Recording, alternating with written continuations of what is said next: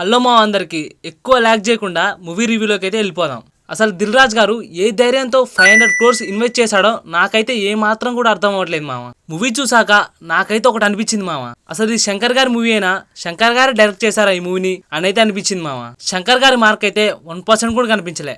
అప్పట్లో ఎలాంటి సినిమాలు తీసేవాడు, రొటీన్ స్టోరీ తీసుకొచ్చి మన ముందు పెట్టాడు. గేమ్ చేంజర్ బదులు గేమ్ ఓవర్ అని పెట్టుకుంటే ఇంకా బాగుంటదేమో. ఫస్ట్ హాఫ్ విషయానికి వస్తే ఏం లేదు మామ, థియేటర్ లో నిద్రే వస్తుంది. మూవీ చూసిన వాళ్ళు ఫస్ట్ హాఫ్ లో ఒక్క మంచి సీన్ చూపియండి మామ, ఫస్ట్ ఉంటే కదా చూపించడానికి. ఇంకా సెకండ్ హాఫ్ విషయానికి వస్తే లాస్ట్ ఒక 40 minutes బాగుంటది అంతే, మిగతాది మొత్తం రొటీన్. మూవీలో ప్లస్ పాయింట్స్ ఏంటంటే రామ్ చరణ్ గారు అండ్ ఎస్జే సూర్య గారు యాక్టింగ్. మూవీలో కొన్ని ఎమోషన్ సీన్స్ అయితే నెక్స్ట్ లెవెల్ ఉంటాయి. రామ్ చరణ్ గారు తనకిచ్చిన క్యారెక్టర్ ని 100% జస్టిఫై చేశాడు. ఫైనల్ గా నేనైతే ఒకటి చెప్పాలనుకుంటున్నాను, గ్లోబల్ స్టార్ అనే ట్యాగ్ కి సినిమా 1% కూడా మ్యాచ్ చేయలే. గ్లోబల్ స్టార్ అనే ట్యాగ్ ఉన్నప్పుడు దాని తగ్గట్టే స్క్రిప్ట్ సెలక్షన్ కూడా మంచిగా ఉండాలి. ఏ ఒక్క రామ్ చరణ్ అభిమానిని కించపరచాలని కాదు, యాజ్ అ ఫ్యాన్ గా నాకు అనిపించింది నేను చెప్పిన.